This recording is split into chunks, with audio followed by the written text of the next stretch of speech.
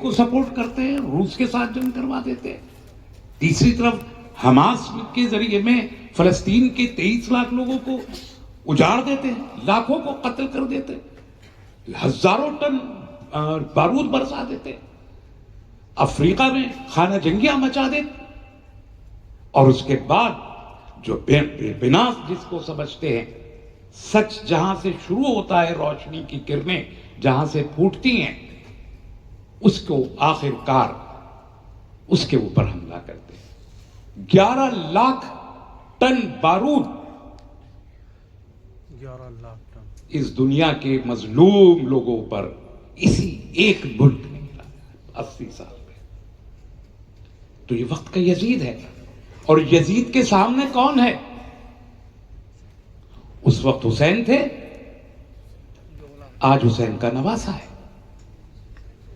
ابھی سراج قریشی صاحب فرما رہے تھے کہ ہم خاص طور پر میری ذات سے مخاطب تھے کہ ایران کو ہم سپورٹ کرتے رہے. یس 79 میں انقلاب آیا تھا، بہت بچے تھے، 11ویں کلاس میں پڑھتے تھے. تب سے جو سپورٹ کیا ہے، تو اب تک مجھے کوئی ایسی وجہ نہیں ملی کہ ہم اس انقلاب کو سپورٹ نہ کریں. کوئی وجہ نہیں ملی. اس وقت ہم کو کچھ لوگ تنقید کیا کرتے تھے، بچپن میں بھی تنقید کیا کرتے تھے کہ یہ کیا ہے سب. کچھ لوگوں نے مجھے شیعہ کہنا شروع کر دیا تھا، میں آج تک نہیں ہو پایا شیعہ، اور اس کی ضرورت بھی محسوس نہیں ہوئی. لیکن آج وہ تمام لوگ جو کسی زمانے میں تنقید کیا کرتے تھے، الحمدللہ اس قربانی نے امت مسلمہ ہند کو ایک کر دیا ہے. آج ساری دنیا دیکھ رہی ہے، پورا ملک دیکھ رہا ہے، اور ملک کے باہر چاروں طرف محسوس ہو رہا ہے کہ آج امت مسلمہ ہند ایک سیسا پلائی ہوئی دیوار کی طرح اپنی بنا اپنے پلیٹ فارم پر ثابت قائم ہو گئی ہے، اور اس ظلم کے خلاف، اس ظلم پر تنقید کر رہی ہے، انگلی اٹھا رہی ہے. اور آج اس ظلم کے خلاف قربانیاں دینے کو امت مسلمہ ہند کی حیثیت سے سب تیار کھڑے. اس قربانی کا نتیجہ ہے. اور اس کو اس لیے اللہ تعالیٰ نے فرمایا کہ ہم تو ایسے صبر کرنے والوں کو اس قسم کے انعامات عطا کرتے ہیں.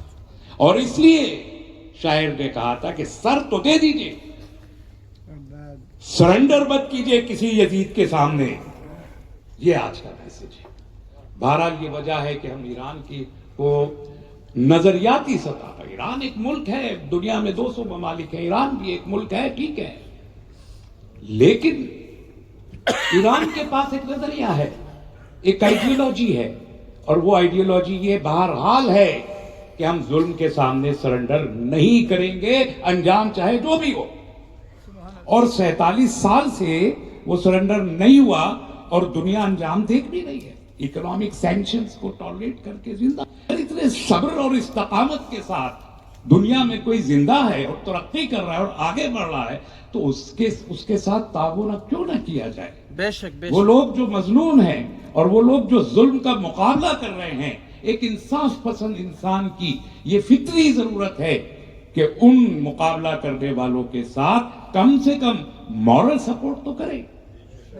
اس لیے ہم کی تائید کرتے ہیں. بہرحال میں اتنا زیادہ بولوں گا نہیں، اگلے مقررین کے وقت میں مختصر ہی بولوں گا. میں بہت ہی ادب کے ساتھ ہماری بہن یہاں تشریف رکھتی ہیں، محترمہ نندتا نارائن صاحبہ.